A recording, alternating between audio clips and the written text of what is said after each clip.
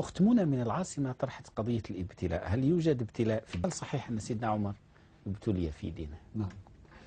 أولا نجاوبك بسيدنا عمر. نعم. ربي سبحانه عز وجل يبتلي جميع الخلق. نعم. جميع الخلق بلا استثناء. بل قال النبي صلى الله عليه وسلم الأنبياء وشد الناس بلاء، حتى صفوة الخلق الأنبياء والمرسلون ابتلاهم الله عز وجل، ليس كذلك؟ صحيح. ابتلى الله عز وجل الجميع، ولكن قدوتنا في ذلك هم هؤلاء الصفوة النبيون والمرسلون.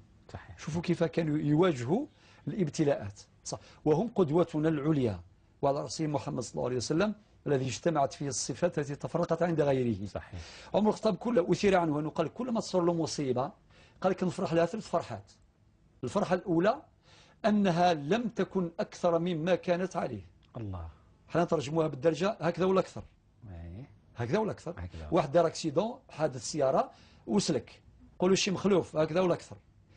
الحاجة الثانية قال لك أنه أجر هذه المصيبة، وأنا أواجه المصيبة والابتلاء بالصبر، وبقدر الصبر يكون الأجر. إذن هذه فرحة ثانية، وربي قال إنما يوفى الصابرون أجرهم بغير حساب. والفرحة الثالثة قال لك أنها لم تكن في ديني. الله. يعني الابتلاء في الدين هذا واحد.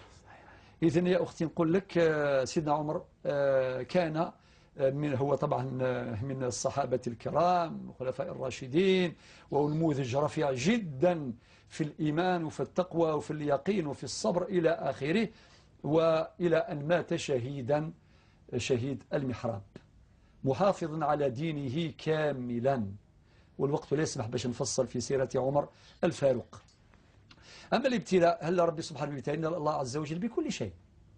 علماء الشريعة يقول لك، وعلماء العقيدة أيضا يقولوا لا، يعني كلمة جامعة باختصار، يقول لك علاش قلت في مقدمة الحديث ربي يجربنا بما يشاء سبحانه. ما عندناش اللي عنده فيش دو بطاقة الرغبات يقول له بما أبتليك يا فلان يا أحمد ولا يا سعيد، ولا ربي جربنا نقول مرحبا بالله عطا الله. ولكن حينما نبتلى يجب أن نخرج من ذلك الابتلاء ونتعامل مع الابتلاء وفق سنن.